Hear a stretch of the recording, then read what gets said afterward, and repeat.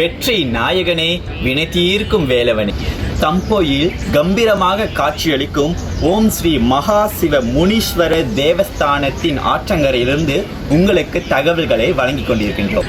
இன்று காலை 8:30 மணி அளவில் கொடியேற்றம் செய்து காப்பு கட்டி மற்றும் 11 மணி அளவில் மக்கள் முதல் கால பூஜையாக பால்குடம் ஏந்தி வந்தார்கள்.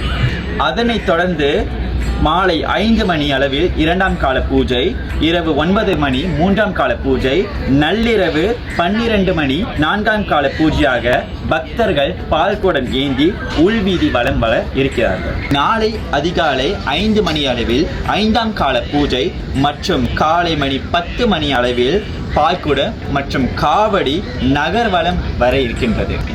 தந்தைக்கு பாடம் போதித்த என்னப்பன், பழனியப்பன், வள்ளி தெய்வானை மூவருக்கும் பாலபிஷேகம் மற்றும் சிறப்பு பூஜை நடைபெற்றுக் கொண்டிருக்கின்றது.